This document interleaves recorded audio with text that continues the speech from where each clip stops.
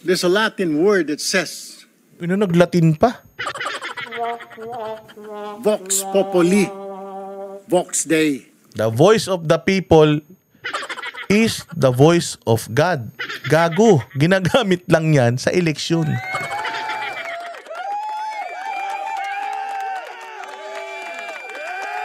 Tanga ka talaga. Sa eleksyon lang ginagamit yan na kung sino ang binoto ng tao, yun din ang gusto talagang mangyari ng Panginoon. Sa eleksyon, hindi sa batas. Ang inang buhay ito, oh. Hayop talaga. Yung ano na yan, pang-eleksyon yan, sir. The voice of the people is the voice of God. Ang ina, wala ba kasing abogadong tumayo na, Erwin Tulfo, tumigil ka na, putang ina ka, wala kang alam. Dancing with the beat with DJ Glenn on the mix. Marcos Bangag. Ayun, magandang araw mga banateros.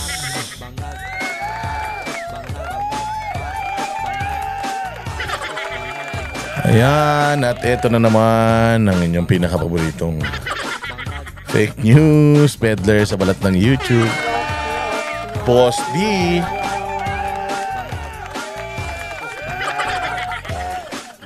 Kamusta naman ang buhay-buhay? Another day, another uratan session. At pasasakitin na naman natin ang mga ulo, atay, balumbalunan ng lahat ng mga yawa, mga kupal, animal, mga buwisit, pabigat, walang silbi, mga switik, salot, putok sa buho, mga hindot, palamunin, sinto-sinto, mga baliw, abnoy, sabog, batak, mga bangag, adik at pusher, mga kawatan na, kurakot pa, magnanakaw pa, sindikato pa, kuratong pa, mga demonyo, satanas, Judas, Barabas, Hestas sa ating pamahalaan.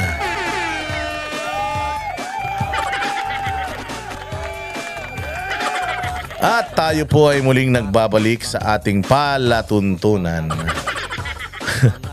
kung saan tayo ay manguurat na naman. Pag-uusapan natin ang mga malulupit na nangyari sa ating lipunan. Oo mga bossing, alam nyo ba, marami akong nakikitang nanonood dito na hindi pa po nakasubscribe. Kaya subscribe na. Subscribe na po sila para tayo po ay updated sa lahat ng mga kaganapan sa bayang Pilipinas. Oo, panatilihin po kayo nakahit ng notification bell at kayo po ay nagla-like, nagsishare, nagko-comment. Importante yan. Para makita ng kinauukulan na ang ating channel ay matitino at puro matatalinong tao ang mga nandirito. Wala pong troll farm dito.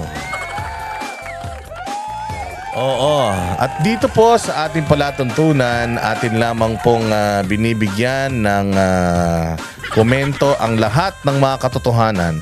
Dito po ang tama ay tama, ang mali ay mali. Pag tama, palakpakan, pag mali, banatan. Hindi po rito yung diretso binabaluktot, yung baluktot dinidiretso katulad ni Bobong Erwin Tulfo.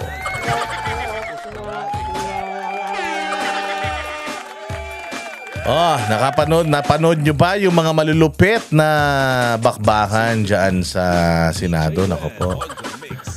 Hay, parehas ba tayo ng nararamdaman? Nalungkot ba kayo sa mga naririnig ninyo dyan sa hearing sa Senado? Nako, ako halos-walos wala akong nagawa maghapon. Gawa ng kakanood dyan sa hearing na yan. At isa lang ang akin na patunayan. Isa lang ang aking napatunayan na ang hearing na yan ay puro kabalbalan lamang. Kasi dito nagkaroon na ng shortcut eh. Sa nakikita ko, hindi lang pinapangalanan. Hindi lang pinapangalanan netong si Alcantara at saka itong si Bryce yung secretary. Kasi pag pinangalanan mo yung secretary, madadali niyan yung mga amo ng secretary. Sino ba amo ng secretary? Sino ba ang nagtatalaga sa secretary? Presidente. Nakikita naman natin dito na iniiwas nila kay Presidente, iniiwas nila kay Romualdez. Pagka-deliberasyon ng budget, kapag nagdi-defend ng budget ang Department of Public Works and Highways, sino uma-attend? Si Bryce ba? Sino uma-attend? Si ano ba? Si Alcantara ba? Kasama lang sila para pag may tinanong sa mga distrito nila, makakasagot sila. Pero ang humaharap talaga dyan, yung secretary. Siya magdi-defend ng budget. Si Inday Sara nga, di ba? Budget ng OVP. Siya yung pinahaharap ng mga congressman so ibig sabihin, lahat ng galawan dyan, alam ng secretary yan.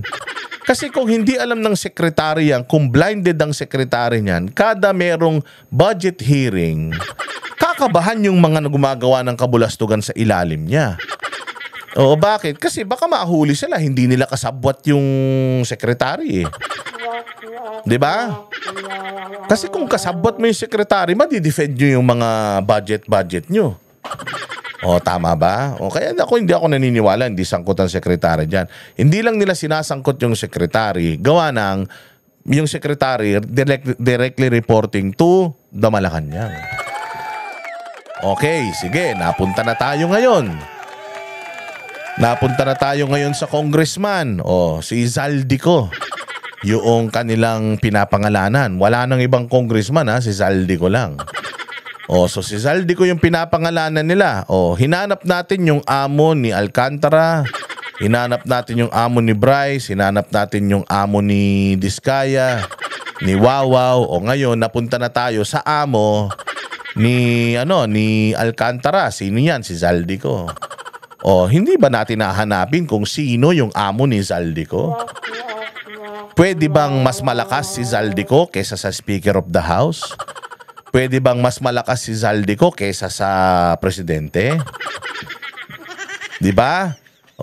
Syempre si Zaldico may amo din. Sino amo ni Zaldico? Na asawa niya? Ang amo ni Zaldico, syempre si Romualdez yan. Siya yung Speaker of the House Nilagay siya, inappoint siya ni Speaker of the House para maging appropriations chairman So ngayon, pag tinanong mo, sino ngayon ang amo ni Romualdez? Syempre, sino pa ba mas mataas kay Romualdez kundi si Bongbong Marcos? Sinong pumipirma ng mga budget sa Pilipinas? Hindi ba si Bongbong Marcos? So ano pang pinagtatalo-talunan natin dito? Kasi mayroon akong nabasa na isang tawag din isang sagutan na napakaganda ng sagutan na ito. Itong sagutan na to, hindi ko alam kung kailan naganap to pero itong sagutan na to, ito yung nilalaman. Tinanong ni Cayetano si Mr. President. Ayan, si Mr. Senate President. Mr. Senate President, sa bunganga nyo na po mismo lumabas na imposibleng hindi makakakilos si Bryce kung hindi alam ng boss niya. At yon ay si D.E. Alcantara. Yes, absolutely correct. Sabi niyo, correct yan. Napakadaling analisahin. Kahit elementary, maiintindihan yan. Yan yung sabi ni Tito. Sabi ngayon ni Cayetano. Therefore, ang ibig nyo pong sabihin na sangkot dito si Alcantara, nakakasigurado kayo? Diba? Yun ang tanong. Nakakasiguro ka ba? Nasangkot dito si Alcantara? Sabi niya, yes. Wala pang matibay na ebidensya. Alam kong wala pang matibay na ebidensya. Alam kong alam mo din 'yan. Hindi ba? So naniniwala si Soto na si Bryce ay sangkot. Si Alcantara ay sangkot. Tapos sinasabi niya na, oo, kahit na wala pang matibay na ebidensya, ito walang matibay na ebidensya, ako ay naniniwala na sangkot siya at alam kong alam mo din yan. Sabi naman ngayon ni Cayetano, kung ganon, Mr. President, si D.E. Alcantara rin po, hindi makakakilos ng walang nagmamaniobra ng pondo.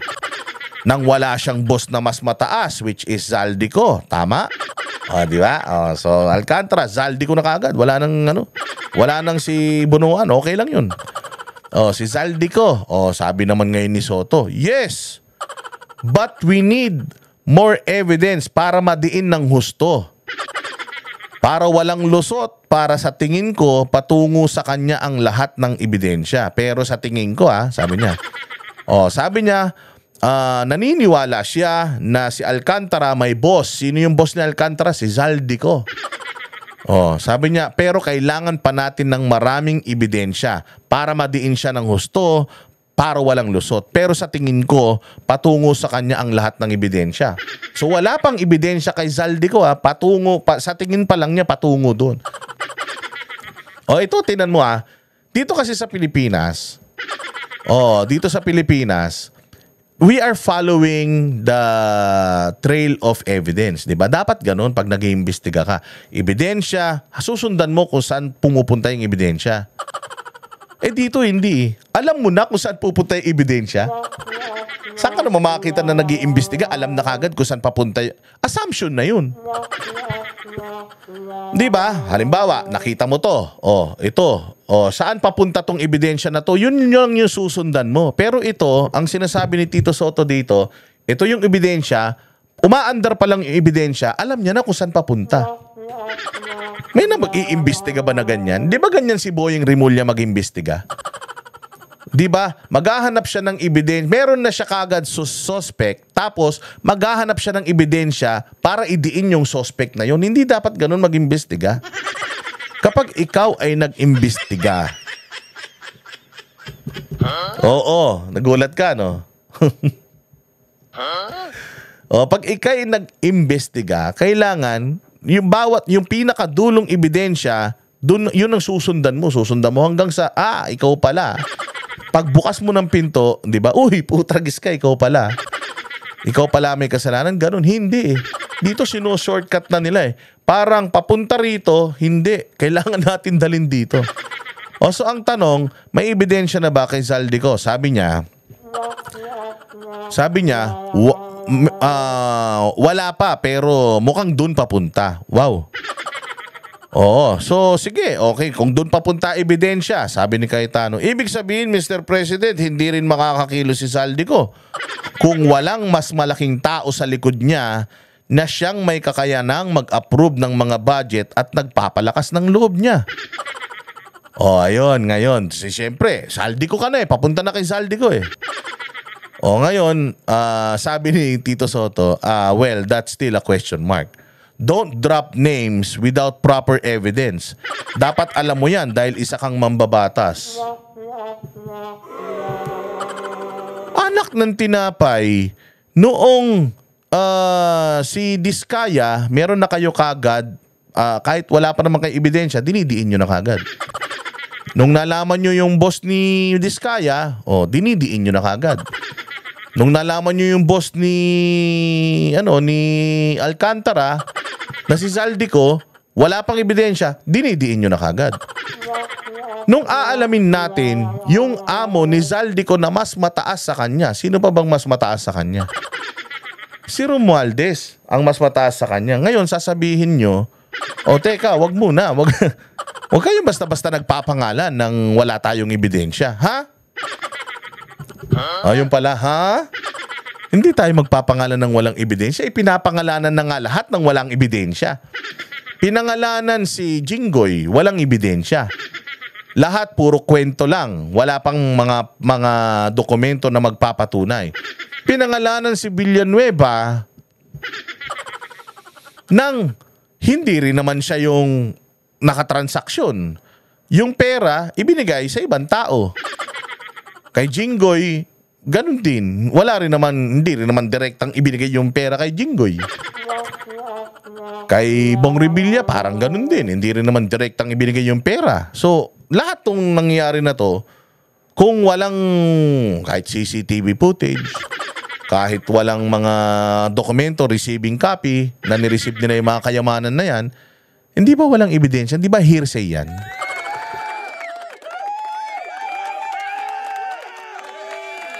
O so ngayon, noong yung amo na ni Zaldico yung hahanapin, teka, preno, wait, wait lang, sobra ka naman, ang bilis mo naman magano. Hindi ka pa pwedeng magbintang-bintang na lang nang walang ebidensya. Nung si Zaldico wala pang ebidensya, sabi mo patungo na sa kanya yung ebidensya. Tapos ngayon, nung hahanapin natin sino ang amo ni Zaldico na mas mataas sa kanya at ang patutunguhan nun si Romualdez dahil syempre, siya napirma eh. Biglang preno, biglang kailangan natin ng ebidensya. O hindi ba? So ito yung sinabi ngayon ni Cayetano. So ayun, lumabas din. Kapag maliit na isda ang huhulihin gaya ng mga kontraktor, engineer, then Zaldico na nilaglag na ngayon kahit walang evidence, sila na. Pero kapag nababanggit ang mas malaki sa kanila na alam naman natin yun ang ulo, biglang pumapasok ang dapat more evidence. Di ba? Tingnan nyo kung gaano ka-unfair itong si Tito Soto tsaka si Lacson. Noong ang hinahanap, mga mabababa, nasa ibaba, kahit walang ebidensya, freeze assets. Kahit hearsay lang ng mga engineer, nabanggit lang yung mga pangalan, walang mga ebidensya to walang picture, walang text message. Lahat to puro hearsay. Ano na kagad, freeze ang assets ni Jinggoy, freeze ang assets ni Villanueva, freeze ang assets ni ni Bong Revilla siguro. Pero noong nag-iisip na yung mga mga minorya na may amo din niya si Zaldico, aba kailangan na ng ebidensya. Sobrang unfair naman. O sabi kasi ni Soto, after nun, that's a different story. It depends on the credibility and integrity ng inaakusahan. So ibig sabihin, if we're talking about Zaldico, si Romualdez. So ngayon, depende daw sa integridad ng inaakusahan, which is si Romualdez. So ibig sabihin, sinasabi ni Tito Soto na si Romualdez ay may integridad. So ba't ikaw magdi-decide nun? Na siya'y may integridad kaya hindi siya pwedeng basta-basta pangalanan. Kailangan hanapan muna siya ng ebidensya. Anong ebidensyang makakapagturo kay Romualdez? Putang inang Zaldico na ito, nawawala.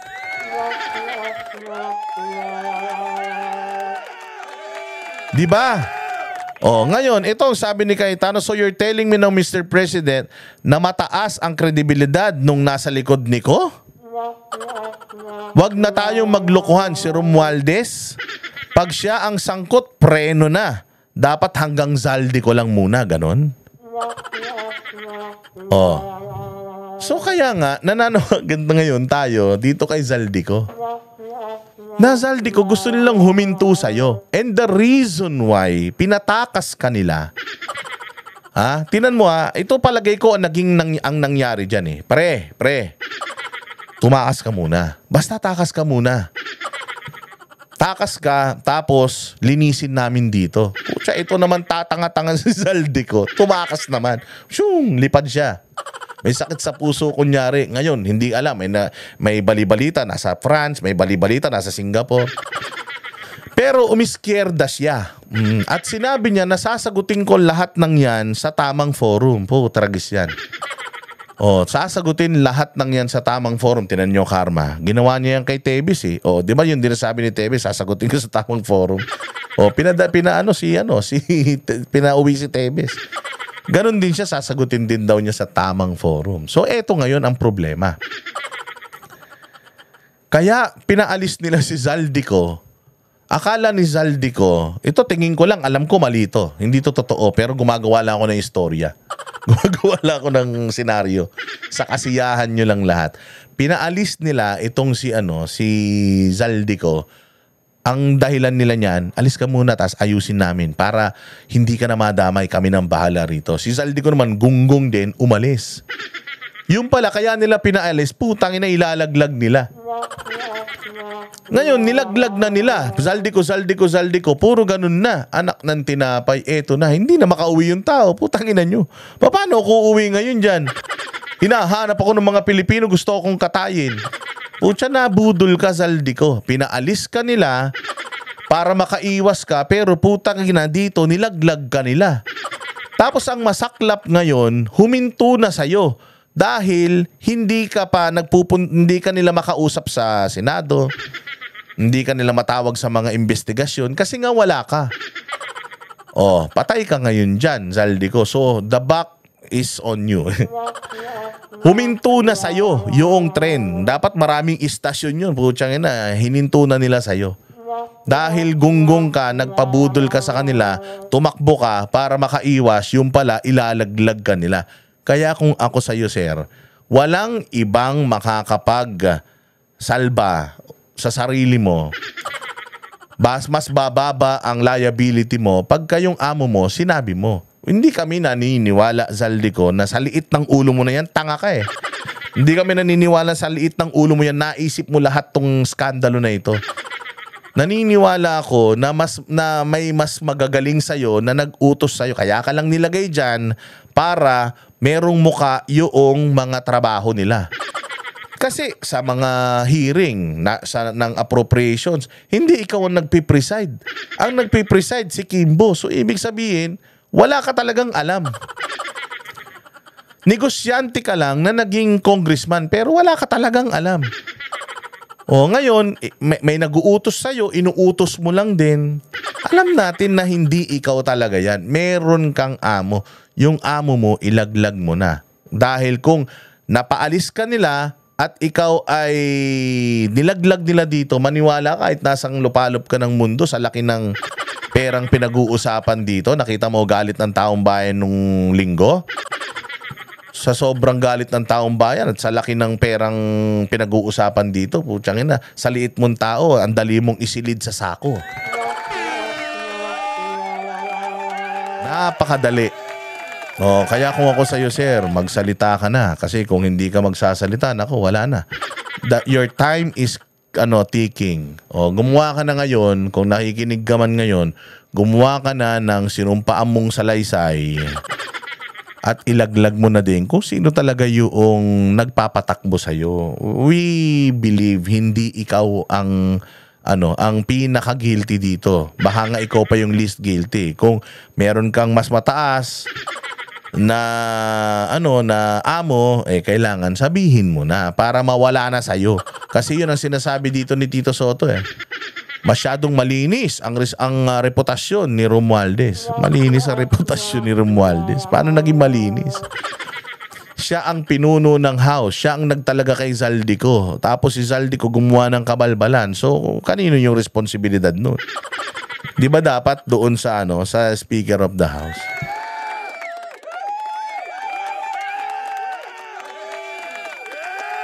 Oh, hindi ba? Oh, kaya yan. Oh, yun ang natin ngayon. At tayo ay magbabalik.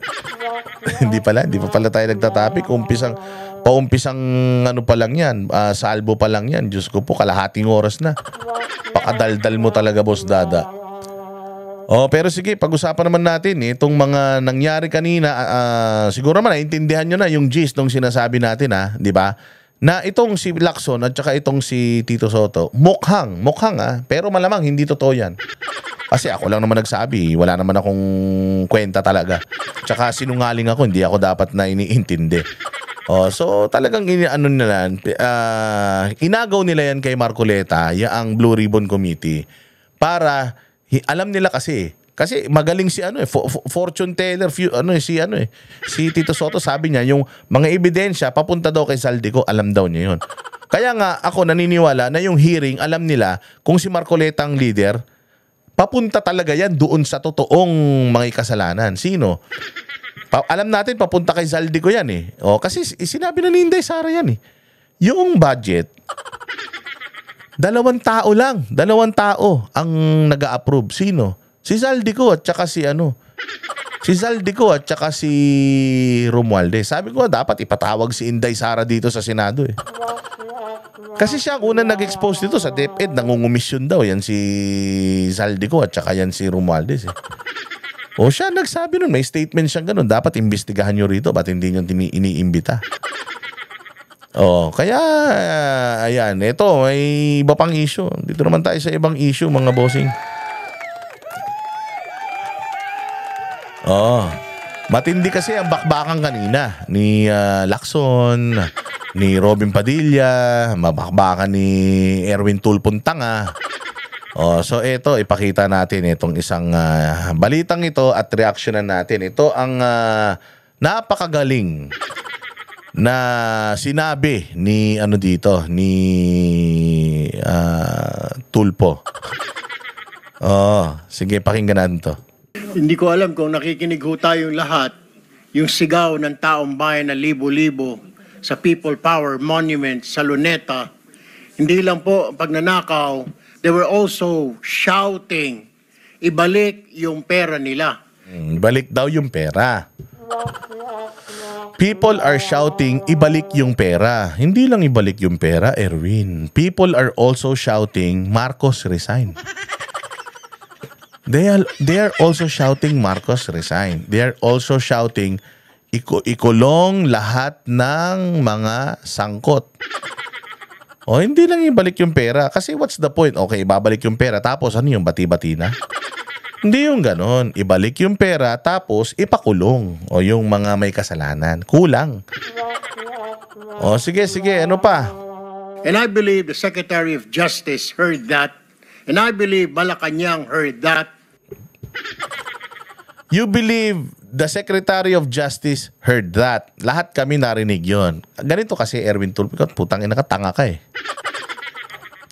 Bago pa yung rally nung linggo, dinifer na, hinarang na, ni Rimulya yung pag-a-apply ng mga diskaya sa Witness Protection Program.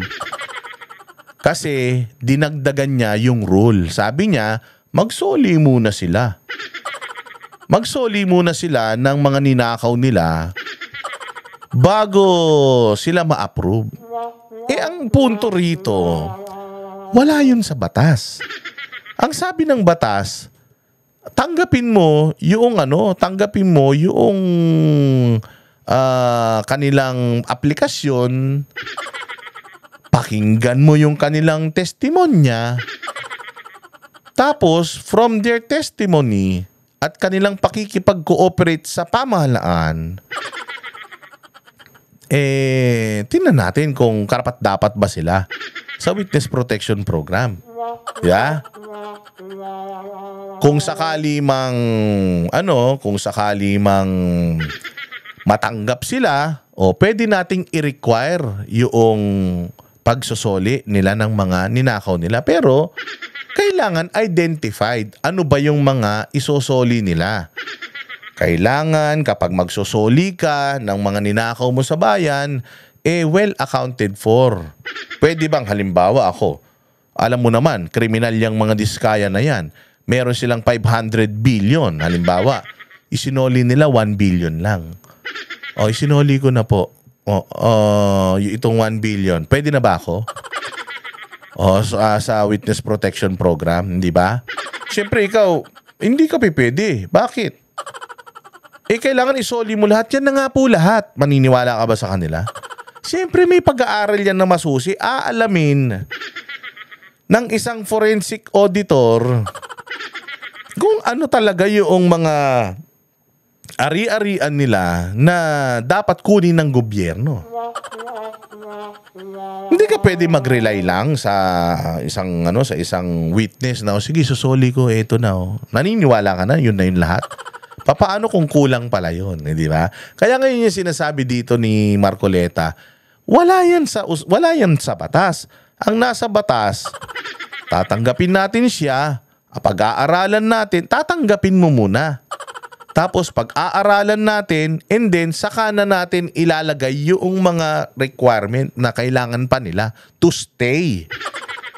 Hindi yung pag tinanggap na natin sila, wala nang labasan yan. Hindi yun ganun. Kaya nga ang tanong sa kanya ni Marcoleta, dapat ba nangyayari yan before or after? Kasi ang dapat after, hindi before and after. Ang sinasabi nitong gunggong na Tulfo na to, narinig daw yun ni SOJ, kaya niya hinihingan itong mga diskaya ng pagsosoli ng ari-arian. Tanga. Ang tagal-tagal na, last week pa dinifer Last 2 weeks pa nga yata dininay ng DOJ yung Witness Protection Program application ng mag-asawa Sinungaling tong putragis na Tulfo na ito. Sige, ano pa? Kaya nga po, dito po sa mga kontraktor, mga opisyal, isole ninyo ang pera ng taong bayan. Napakadali lang naman kasing sabihin yan, Tulfo. Masyado kasi kayong mga Tulfo brothers na masyado kayong mga mga feeling nyo kayo ang batas May proseso din kahit sa pagsusoli, may proseso Kung halimbawa nga, sabi ko sa'yo, magsoli si Diskaya ng 1 milyon sa'yo, tatanggapin mo? Sir, ito na yung 1 million. Ano to? Yan na po yung mga ninakaw ko. Hindi! Mas madami pa dyan. Paano mo nalaman? Kailangan mo ng pag-aaral para malaman mo kung yung isosoli ba niya, sapat o hindi. Goodwill. Hindi ka daw tagtitiwala sa kriminal. There are no honors. Mali. There are no honor among thieves. Di ba? Ito si Erwin Tulfo. Hindi po batas ang pinag-uusapan. Wala ho tayong pakialam sa batas. Sometimes, you have to bend the law to be able to please the people. Mas mataas po ang taong bayan sa batas. Maraming salamat. Hindi na pinakita Hindi na pinakita yung muka nung nasa likod niya. Ang sinasabi niya, mas mataas ang tao sa batas. Gago. Putang ina tanga. Mantakin mo senador ka tapos hindi mo alam na no one is above the law? Kaya nga no one is above the law. Kasi hindi pwedeng tangina, anong hindi mo maintindihan ito yung law. Pag sinabi mong no one is above the law, puta may gate yan. Hindi sila pwedeng umakyat sa taas. Law, pinakamataas. No one is above the law. Putang ina yan. Sino mas mataas sa law? Tao? No one nga Gago. Sabi niya, sometimes you have to bend the law. Hindi pwedeng ganun. Imaginein mo, kung ikaw judge ka. Kung ikaw judge ka, ito yung sinasaad ng batas. Dinimanda ka according doon sa mga nilabag mo na batas.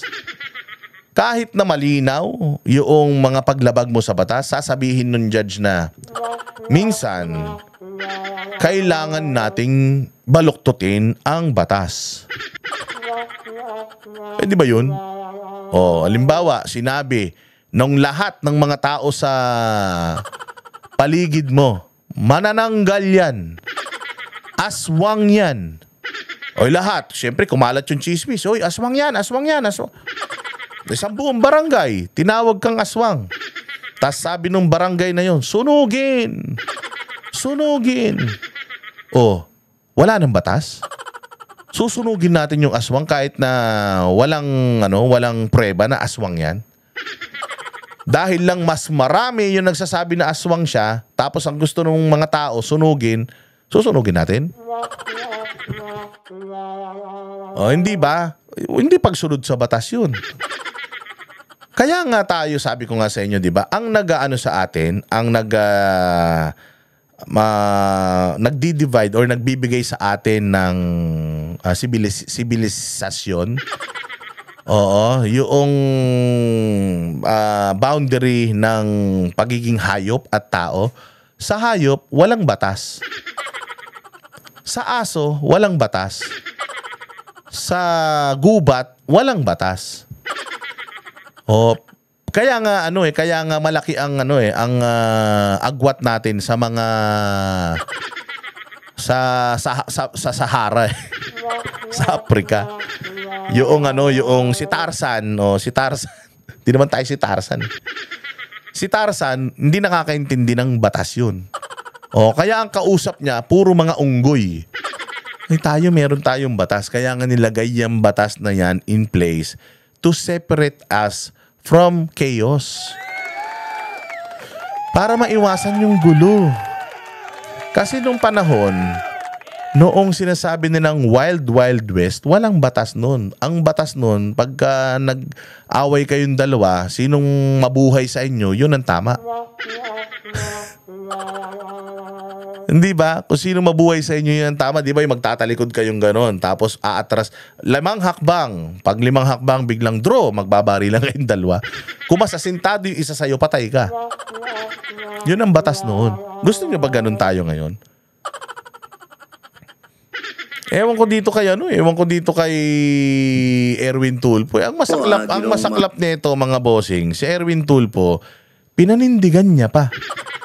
Oo, wala daw siyang pinagsisisihan doon sa kanyang sinabi. Kasi ito, tingnan mo, nagalit si Robin Padilla sa kanya, mga bossing, at sinabi ni Robin Padilla, "Sir, mali po yun. Meron po tayong batas na sinusundan. Kasi sa totoo lang po, sa Mindanao, an eye for an eye.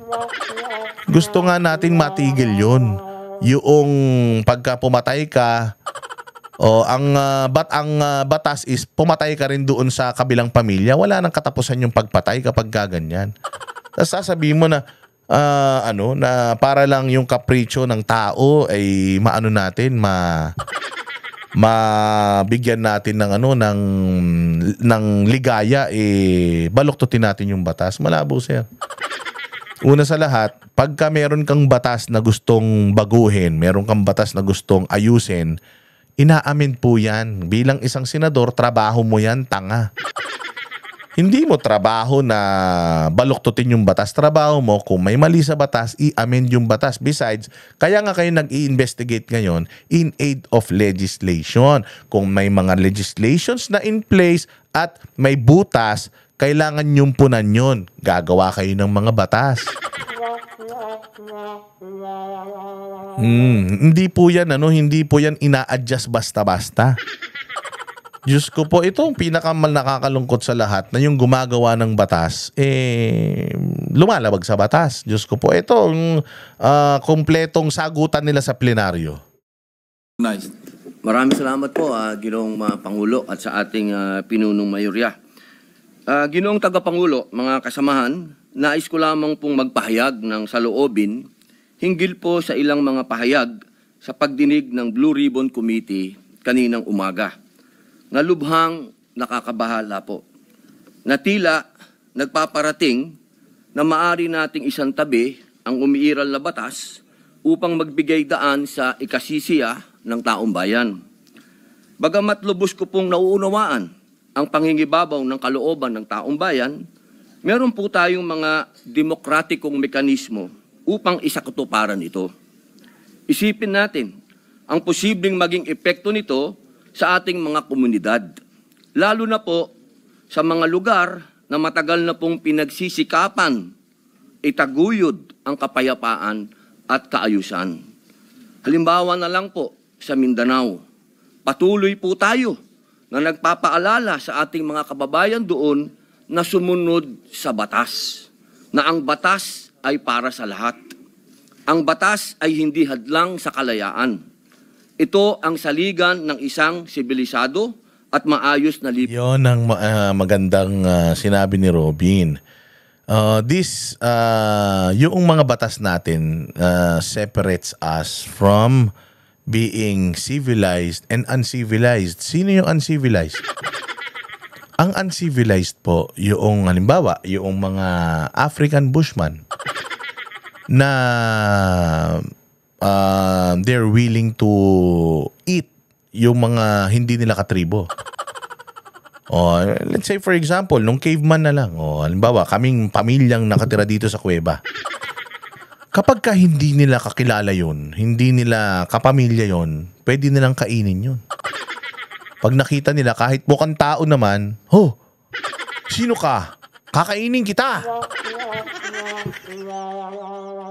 Ganun yun. Kaya lang, noong medyo nagkaroon na ng sibilisasyon, hindi na nila pwedeng gawin yun. Why? May batas na eh. Pag kinain mo to, itong mamang to, pag kinain mo to, makukulong ka. Bawal yun. Pagpatay na yun. Bawal yun. Pero, yung mga karne, yan, baka, kalabaw, baboy, pwede mong kainin yan. Oo, hindi yan kasalanan. Di ba nagsiset kayo ng boundaries, mga batas, ganyan.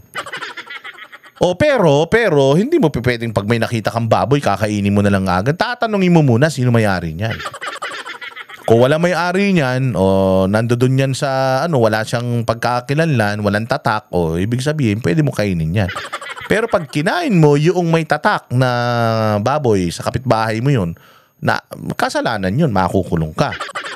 Diba? Ayun yung ng batas, yun nga yung tawag dito, ang use ng batas para gawing kang sibilisado. Tatanga-tanga tong si Tulfo na to. Palibasa, ganyan sila sa Rapid Tulfo in Action. Ganyan sila na putang ina, kahit may batas naman in place, tawag sila ng tawag. Pumunta ka dito, mag-usap. Ba't ka kakausapin? Kung may reklamo ka sa akin, magsampa ka ng demanda. Ganun lang yun Diba ganyan sila? Kapitan, ako si Rapid Tulfo. Kapitan, anong sinasabi nito? Kawatan ka, kapitan. Ano mo naging kawatan? Anong naging may kasalanan ako? Korte ka ba? Meron kasing sariling korte itong mga Tulfo na to, nasanay sila na ganyan Unan. Ito ang nagbibigay sa atin ng proteksyon, nagtatakda ng ating mga karapatan, at ang nagpapanatili ng kapayapaan. Bilang mga mambabatas, tayo po ang dapat na unang tagapagtanggol ng batas, hindi ang unang lilihis. Hindi din natin dapat ipagsapalaran ang tiwala ng mamamayan sa ating mga institusyon at makibahagi sa pagpapalabo sa hangganan na tama at maling gawi sa tuwing may matinding suliranin na sumusubok sa ating diwa bilang isang nasyon. Kaya buong puso po akong nakikiusap, nananawagan sa mga opisyal ng pamahalaan at sa mga kasama po sa kapulungang ito. Hindi po pare-pareho ang sitwasyon natin. Hindi po pareho ang Luzon, sa Visayas, sa Mindanao. Meron po mga katulad natin na umiikot sa mga liblib na lugar at nagpapakilala po ng batas na dapat sundin. Napakalulungkot po kung ganito ang ating pagbibitaw ng mga salita na we can bend the law. Ipakita po natin na ang kalooban ng taong bayan ay maaaring maisakatuparan ng alinsunod sa balangkas na makaturo. Yan ang problema kapag hindi abogado. Pagka payaso, inilagay mo sa Senado, payaso rin yung mga gagawing batas ng tukmol na yan. Tungang pag-iiral ng batas. Yun lamang po. Maraming salamat po. Yan, sasagot na yung payaso.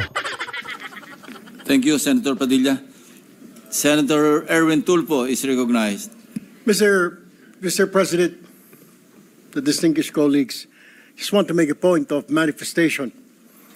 I was the one who said this morning that sometimes we have to bend law. May mga abogado ba dyan sa Senado na pwedeng i-oppose sa kanya at ipaintindi sa kanya ng mas maigi? There's no such thing as sometimes you have to bend the law. No, sir. You have to amend the law. If the law is flawed, you amend it. That's your job as a senator. Do not bend it. Hindi ba? Hindi pwede yun. Hindi yan parang hindi yan parang pantalon na kung mahaba sa'yo, puputulan mo. Hindi yan parang parang kanin na pag sinubo mo mainit, iluluwa mo. Hindi yun ganun, sir. Nilagay po yun dyan para sundin, hindi para baluktutin. Pag sinabing, bawal tumawid dito. Ano sasabihin mo? Pwede. Pwedeng tumawid dyan. Depende sa sitwasyon. Ano yung mga sitwasyon na yun? Di ba may batas pa rin? Ano yung mga sitwasyon na yun? So may batas ka pa rin na sinusunod. Hindi pwedeng mag-iimbento ka ng batas. Kasi yun yung sinasabi ni Marcoleta na, Sir, bilang isang Department of Justice, Secretary, wala kang kapangyarihan para baguhin yung batas. Kami lang ang dapat nagbabago ng batas. Biglang sumagot yung tangang senador. Wait lang. Senador ako, di ba? Ako na nagsasabi. Pwede yun. Pwedeng baguhin yun.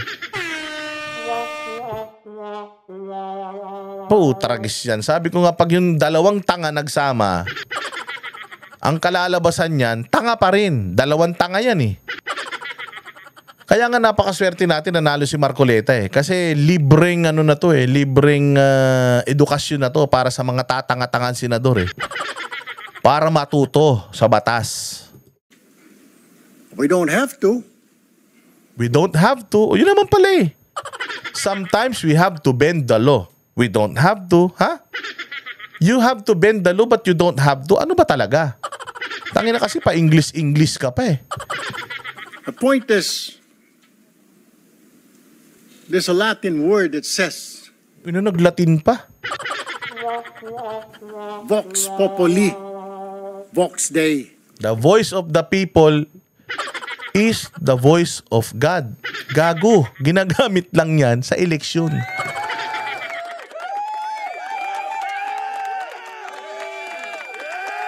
Tanga ka talaga. Sa eleksyon lang ginagamit yan na kung sino ang binoto ng tao, yun din ang gusto talagang mangyari ng Panginoon. Sa eleksyon, hindi sa batas. Ang inang buhay ito, hayop talaga. Yung pang-eleksyon yan, sir. The voice of the people is the voice of God. Ang ina, wala ba kasing abogadong tumayo na, Erwin Tulfo, tumigil ka na, putang ina ka, wala kang alam. Tangina nyo magkakapatid kayo, puro kayo katapangan, wala kayong utak. The voice of the people is the voice of God. Now let me ask Namay pa yung Diyos. Demonyo po siya. you, Mr. President, is our law higher than the voice of God? Yes. Is our law higher than the voice of the people? Oo. No one is above the law. Yun ang sabi sinabi din ng lolo ko yun So, hindi na pwede yun. No one is above the law. It depends. Ganun na dapat. Pinanindigan niya talaga yung kabobohan niya. Paano magiging senador tong pukin ng inan to? Paano maggagawa ng batas tong hinayupak na to kung ganitong kukotin nito? Tangina, kaya nagagalit si Libayan sa inyong mga magkakapatid kayong mga gunggong kayo Pwera lang si Ben mabait yun si Ben Tulfo. Mas matino pa yun kaysa sa 3 Tulfo na yan. Putangin, talagang 3 lang yung itlog na bugok talaga hindi pwede maging 4, 3 lang. Mr. President, the law is supposed to protect the people. Exactly. The law should protect the people. What we are asking, Mr. President, is the return of the value of good faith. Ha? Return of the value of good faith. Utang ina, sinulat para sa sekretary mong tanga rin yan. Okay nang ina, hindi niya maintindihan talaga Akala niya kasi na kapag pumasok ang mga diskaya sa Witness Protection Program, hindi na mababalik yung mga ninakaw nila. Mali yun Wala nga silang parliamentary immunity. Wala sila nun. Kayo lang ang meron. Lahat ng mga pwedeng ikaso sa kanila, ikakaso pa rin sa kanila. So kung mapapatunayan, at inaamin naman nila dyan na nagnakaw sila Kung mapapatunayan na nagnakaw sila, ikukulong sila. At the same time, may kapangyarihan tayong i-freeze at i-sequester yung kanilang ari-arian. Depende na yan sa ebidensya na meron kayo. Korte ang magsasabi of if i-freeze yung assets, tapos i-sequester yung mga assets niyan. It's the court. ang magdi-decide niyan. So, hindi sila libre doon.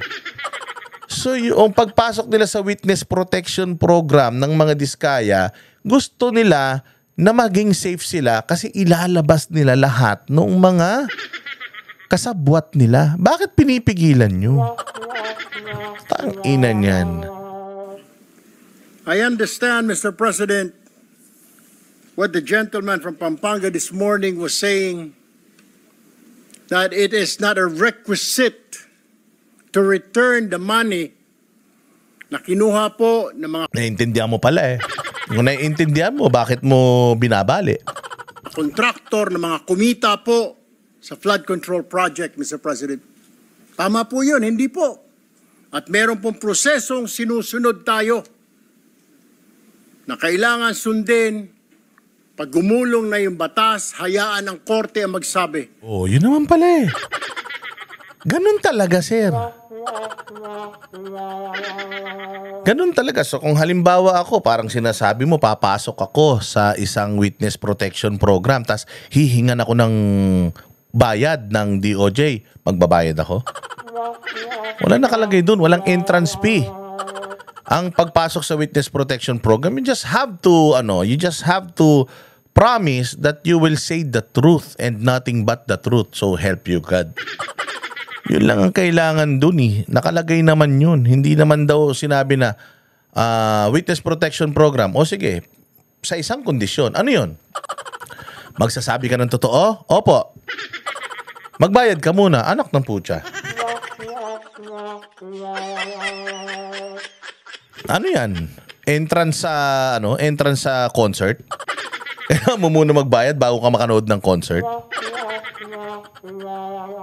Pucha yan, oh. Mr. President, tens of thousands of people went out last Sunday. Narinig ko po, hindi ko po alam kung yung mga kasama natin narinig. Narinig ko po yung sigaw ng taong bayan. Ibalik ang pera namin. Malinaw po. And I was asked by a reporter. So, yun na yun. Yung ibalik yung pera, okay na yun. Ang dami din ng mga Pilipino na nagsasabi, bring PRRD home. Kaya nyo bang pauwiin? O, di ba hindi? Hindi, kasi may batas tayo eh. Sabi sa batas, makakauwi lang siya kapag not guilty na siya. Oh, tangina ka, di ba? Sinasabi ko sa iyo, tatanga-tanga ka eh. So ngayon, paramihan na ng fans ngayon, ganun na yon. Paramihan na ngayon ng taga-sigaw para yung pinakamalakas ng sigaw, siya yung mangingibabaw. So para na nga tayong Wild Wild West. Naku sino yung pinakaasintado, yun yung mabubuhay. O, di ba? Ang dami. Ilan yung lumabas nung birthday ni Pangulong Duterte? Ang dami. Luzon, Visayas, Mindanao. Lahat sila sinasabi, bring him home. O, anong ginawa mo? Anong gagawin mo? O, di ba? Ang daming nagsasabing tao na kidnapping yan. O, tangina niyan. Bobo kasi ito eh. Sinasabi ko sa inyo eh, puros bugok na itlog ang kinakain nyo eh. By an interview, your comment, I said the message is loud and clear, Mr. President. Ayusin natin sa gobyerno ang ating mga trabaho. Iwasan po mahulog sa korupsyon. The people are demanding that these people, contractors, DPWH officials, including politicians who made wealth, kumita po sa flood control, na kung maaari isoli nila ang kanilang ninakaw sa bayan. And I think that is the right thing to do. Ang problema kasi, Mr. President, kung susundin natin ang batas, alam naman po natin. Yun, isa pang mabigat to. Ang problema kung susundin natin ang batas. Putang ina niyan. So, kailangan talaga ilabagin natin yung batas. Kailangan talaga wag natin sundin yung batas. Putang ina niyan, nagkaroon pa tayo ng batas. Bigyan nyo ng tagi-isang baril yung mga Pilipino, tapos putang ina niyan, walang batas. Para bigyan nyo ng parehas na patas na ano, yung mga nagrarally nung linggo, bigyan nyo ng tagi-isang Armalite yung putang ina nyo. Tingnan ko kung hindi na ngamatay yung mga pulis nyo. Di ba? Hindi pa pwedeng sasabihin natin na kung susundin natin ang batas. Puta, kailangan natin sundin yun. Batas nga yun, puta, kaya ka nga mambabatas, anak ng tinapay talaga. Oh. Ang pagdinig sa ating bayan ay buwan at taon ang inaabot. Ang pagsunod sa batas, sabi nga nila, ang batas, no matter how cruel, that is the law and it should be followed. Sir, tang ina naman. Saan ka ba bumili ng utak? Utang na utak yata ng manok yung binili mo eh. Kapag dating po sa dulo, wala na pong makuha ang gobyerno sa mga taong ito. Gago, dapat hindi kayo magnanakaw. Ganun lang kasimple yun eh. Dapat hindi kayo magnanakaw. Ganun lang kasimple yun, sir. Meron nga kayong kaso ng pagnanakaw yung pamilya nyo sa PTV4. Yung panahon ni Duterte. Walang hiya kayo. Kala nyo kalinis-linis nyo. My only point, Mr. President, is the people were asking, the people are demanding. Isole yung pera na ninakaw sa kanila. Meron po tayong batas. True enough, Mr. President, I don't disagree. There is a process. May proseso, tama din po.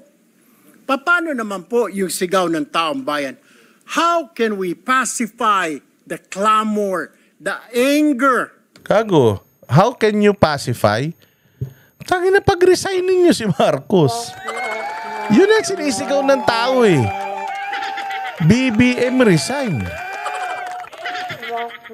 O, di ba? O, kita mo. Madami din ng sumisigaw na mga Pilipino na Sara impeach Sara. So anong gusto nyong gawin? I-impeach nyo si Sara dahil sinisigaw lang ng tao, impeach Sara? Di ba dapat hahanapan nyo ng dahilan o ng ebidensya para ma-impeach si Sara? Di ba? Yun yung batas. O so dahil maraming pinklawan nagsasabi impeach Sara, i-impeach natin si Sara agad-agad. Wala, hindi ka ano rito, sir. Sabi ko sa iyo, kung ako kaharap mo dyan, putangin na. Talaga mapapahamak ka eh. Of the population, Mr. President. I have no answer. My only answer, Mr. President, is isoli po ninyo. Oh, your only answer is to bend the law. To bend the law, do not follow the law. At isoli yung pera, no, sir. Ang inyong ninakaw. No ifs and buts. Ang sinasabi lang po ng DOJ, kakausapin po nila ang mga taong ito kung pwede. Hindi, anong kakausapin kung pwede? Gonggong. Tangin na, gawa ka ng istorya. Sabi nga ni SOJ, requirement yon. Magsoli muna sila. Hindi niya kinakausap kung pwede. Yun to si Tulfo, napakasinungaling mo. Wala sinabi si Remulla na pwede ba isoli nyo muna? Walang ganun. Nire-require niya sila na isoli bago sila makapasok sa Witness Protection Program. Tayo na sinungaling ka, Tulfo. Chargis ka. Sinungaling ka na nga sa pagka-Pilipino mo. Nagsinungaling ka na nga sa Amerika eh. Na ikaw si Eric Sylvester eh. Hanggang dito ba naman nagsisinungaling ka pa din? Isoli. Wala naman pong sinabi ang DOJ. Ito ang batas, bawal pong kailangan ninyong isoli yan. The DOJ, the Secretary himself said, they will ask. So yun, nakasulat, bugso. Putang inan yan, sinulat pa. But they will not force them. Depende, mas mabuti raw kung kusang loob nilang isurrender yung pera, Mr. President. Hindi nga ganun ang usapan. Ito naman si Tulfo. Ang sinabi ni Remulla, i-deny ko yan. Magsoli muna sila ng mga ninakaw nila. Which is, wala nga sa batas yun, sabi ni Marcoleta. That comes after nung pagtanggap natin sa kanila. Saka tayo ngayon magde-demand sa kanila. Tatanggapin muna natin sila. Ang ina niyan, gagawa kayo ng Whistleblowers Act tapos may kondisyon. Hayop talaga naman, no? Wala naman pong nagbabawal sa batas na magbalik ng ninakaw. There's no such thing. And alam ko pong meron tayong process, we have procedures. But my only point is, Mr. President, whether I'm right or wrong, I stand to the wishes of the public, So wala siyang pake kung mali siya o tama. of the Filipino people, ibalik ang perang ninakaw sa kanila. Period, Mr. President. Thank you, Mr. President. Thank you, Senator Erwin Tulfo. Senator Padilla is recognized. Opo. Ginoong Pangulo, napakaganda po ng mga punto na binitawan ng ating inahangaan na si Senator Erwin Tulfo. Ngunit, alam niyo po, meron pong historical injustice na nangyari sa mga Bangsamoro. Kung ang usapin po natin ay sisingilin natin ang inang bayan sa mga utang nito sa Bangsamoro at hindi natin padadaanin sa batas, para saan po yung BARM law? Mapupunta na lang po kami sa gulo. Mapupunta na lang po ito sa... Tama. Ito kasi ang pinupunto dito ni Robin, na if you do that, sa batas na ito, it should apply to all. The same logic should apply to all. Hindi pwedeng selective ka, Erwin Tulfo, na ito lang batas na to. Hindi pwede yan, Robin. Ito lang batas na to pinag-uusapan natin. Tanga. Pag may binali kang isang batas, dapat lahat pwede na natin baliin. That's the whole point of this. Okay nang ina mo, bobo ka talaga.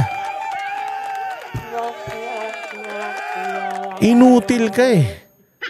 So ang sinasabi dito ni Robin, so if you can bend the rule dito, then I think we should also bend the rule dito. Nai-gets ninyo? Yun ang di magets ni, ni Erwin Tulfo. Paniningil na hindi. Kailangan magbayad. Kailangan ngayon na. Kailangan po dumaan tayo sa proseso. Ang atin pong saligang batas ay malinaw na nagsasabi na may due process. Kung argumento po natin, makikinig tayo sa sinasabing ngayon na. Teka muna po. Marami pong maliligaw. Katulad po ng mga kasama nating artista, halimbawa, sinasabi nila, kung ganyan, wag na tayo magbayad ng tax. Paano po ang gagawin natin? Papayagan po ba natin na mga artista ngayon na wag na magbayad ng tax dahil yun ang boses nila? Yun ang voice of God? Yun ang voice of the people? Ang gusto ng mga tao, lahat ng tao ngayon ayaw na magbayad ng tax. Dahil sa nangyayaring ito. Ang gusto ko lamang pong linawin, Ginoong Pangulo, tama po, naniniwala po ako na ang tao'y galit na.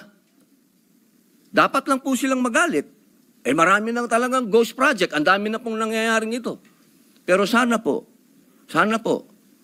intindihin po natin din yung mga kababayan natin sa malalayong lugar na humahanap ng hustisya.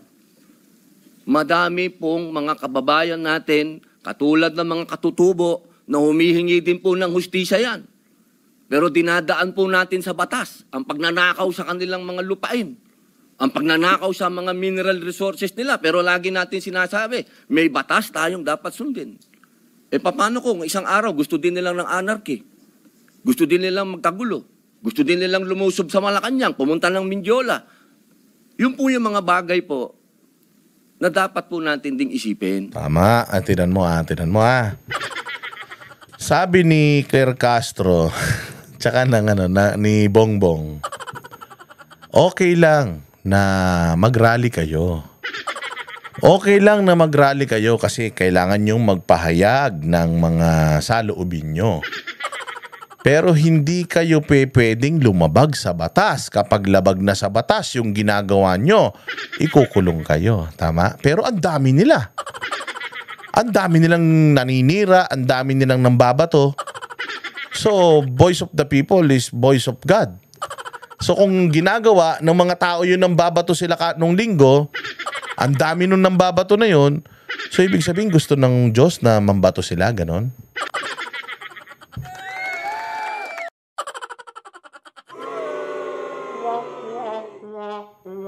Ay, nako. Kaya nga sabi ko nga maling-mali talaga dito si Erwin Tulfo. Ako po'y hindi kontra kahit kanino dito. Ako po'y number 1 supporter Diba? Oh. ng lahat nandito. Pero pagdating po sa usapin, na tayo'y magkakaroon na naman ng pag-aaklas. 20 taon na po ako sa Mindanao. Alam po yan ng kapatid ko na si Senator Mig Subiri na umiikot dyan sa mga liblib na lugar para kumbinsin ng mga taong sumunod tayo sa batas. Yun lamang po, mga senador tayo. Gumagawa tayo ng batas. Ang batas kailangan sundin natin tayo mismo. O, diba? Tapos ang sagot dito ni Erich, siya daw taga Mindanao pa. Ano naman, ito Muslim. Tsaka siya, umiikot talaga siya. At nananawagan siya ng kapayapaan. Ikaw, Erwin Tulfo, ikot ka sa Mindanao, mananawagan ka ng kapayapaan, katoliko ka, tanga ka, paikinggan ka nila. Gago. Namiloso po pa yan dito sa ano na to. Pero klaro yung sinasabi ni Robin Padilla dito na hindi ka pwedeng mamili, Erwin Tulfo, hindi ka Diyos, na pwede kang mamili ng batas na gusto mong baluktutin. Kailangan, pag nagbaluktot ka rito, lahat na yan pwede nang baluktutin. Ganun yun. So ito yung sinasabi ni Robin Padilla nga dito na kung alimbawa yung mga taga Mindanao, gusto nila, kasi matatapang yung mga taga Mindanao gusto nila pagpapatayin yung mga politiko, papayag ba tayo? Hindi. Bakit? Labag yun sa batas Kung yung bang mga, katulad yun, si Vice Ganda, di ba sabi niya, bitayin. Nung sinabi niyang bitayin, ganunan yung mga tao, di ba? Tapos nagalit ang simbahan. Sabi ng simbahan, yan, labag yan sa batas ng Panginoon. Tapos syempre, pag sinabing bitayin, bago natin bitayin, hindi pwede sa Pilipinas yung bitayin. Vice Ganda. Kasi wala naman tayong bitay dito. Wala sa batas yan. Di ba? Putangin na ka Erwin Tulfo, bogok ka kasi. Ewan ko sa inyo kung anong vitamins yung magkakapatid nung bata kayo.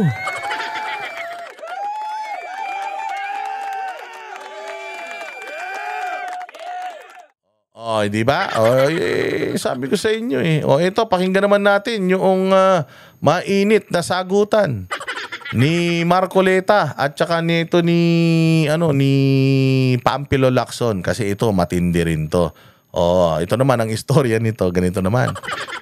Itong si Marcoleta, itong si Lacson kasi meron siyang interview at sinabi niya na si Bryce Hernandez mas credible at mas kapani-paniwala kay Diskaya. Ba't pinapatawag nyo pa si Diskaya dyan? Kung mas kapani-paniwala pala si Bryce, si Bryce na lang yung magsasalita. To begin with, bakit nyo pa dinamay sila Diskaya dyan? Di ba? Tapos sinasabi ngayon nito ni Marcoleta, sir, hindi dapat kayo judgmental, lalong-lalo na kayo ang committee chairman. Nag-iimbestiga tayo. Paano tayong mag-iimbestiga kung prejudged na itong investigasyon? Katarantaduhan yun. Kailangan, pag nag-iimbestiga ka, wala kang bias. Doon ka nga susundan mo lang yung trail of evidence. Hindi ka magse-set ng ito na suspect, ito tama, ito mali. Hindi yun ganun. So tinatanong ngayon ni Marcoleta ito at alam ni Lacson na mapapahiya siya kasi abogado to Kaya ayaw niyang pakinggan si Marcoleta. Tapos sinabihan niya si Marcoleta rito na bakit ba dinidepensaan mo yung mga Diskaya? Sabi, hindi. Abogado nga ako, taong batas ako. Dapat taong batas ka rin. Sinusundan ko nga lang yung batas. Ang sabi nga nung batas, lahat yan, yung witness protection program, pwede yan sa lahat. So long as na-hit mo itong mga parameters na ito. At yung sinasabi ni Remulla, wala nga dun. Wala nga dun sa parameters na yun So ibig sabihin, kung si Bryce pwede sa witness protection program, dapat pati itong Diskaya pwede rin sa witness protection program. Kung merong mga sasabihin si Bryce, may sasabihin din yung mga Diskaya sino yung mga amo nila. Bakit yung Bryce lang ang pinakikinggan natin? Hindi ba pwedeng parehas sila? Kasi kaya nga natin pinatawag yan as resource person dahil lahat ng sasabihin nila vital sa ano natin committee. Tapos mamimili lang tayo. Pag namili tayo, mamimili lang tayo ng ebidensyang susundan. Nag-imbestiga pa tayo. Yun yung sinasabi ni Marcoleta, diretso. Digital question that I am going to raise, Mr. Chair. Go ahead, you raise your Kaya nga sinasabi ko sa inyo You're an questioning my investigator, opinion. we are investigating. Away kagad tayo rito. Mr. Chair, we are still Hearing is suspended. investigating. Para sa inyo, sino ba ang sabihin natin worth it or dapat na ikonsidera na state witness na ipasok man lang dito sa Witness Protection Program? And you responded, at this point between Diskaya and Bryce Hernandez,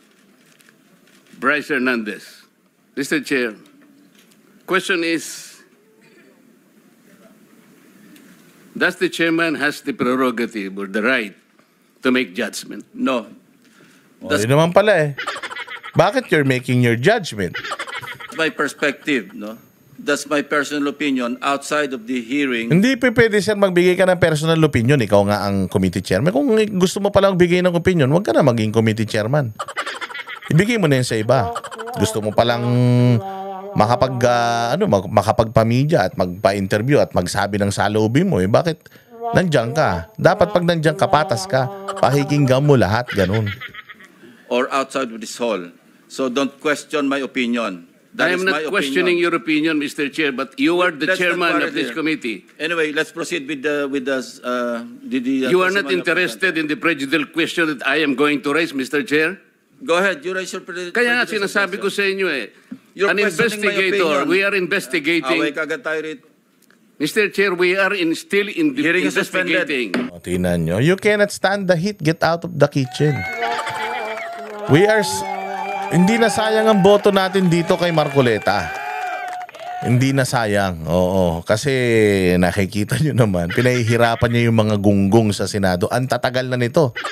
O siya, imagine mo ilang mga term ng mga senador na to tapos mga walang utak. Buti na lang, may Marcoleta. Mr. Alcantara, you proceed. Thanks, Mr. Chair. Mr. Alcantara, you proceed. Di ba? Ayaw pakinggan. Paano ka irerespeto niyan? Ikaw lang pala magaling dyan. Utang ina niyan. Wala na to. Sabi ko nga sa inyo. Wala nang kakwenta-kwenta to because naka-railroad na ito. Tinan mo si Soto sa marang tingin. Di ba? Dalawang bobo to magkaklase to Itong dalawan to, si Tito Soto at si Lacson. Parehas to, taga One Ball University. Ang galing ni Marcoleta. Tama yan, kahit neophyte senator ka, putay, pakita mo sa kanila na mas marami kang alam. I will register my continuing objection, Mr. Chair. I will question the objectivity of these proceedings if you will not allow me raise these points. Maybe in the plenary this afternoon I will raise it. Go ahead. Mr. Alcantara, you Di ba? Wala na. proceed with your statement. Yan ang kagandahan nitong Marcoleta na ito.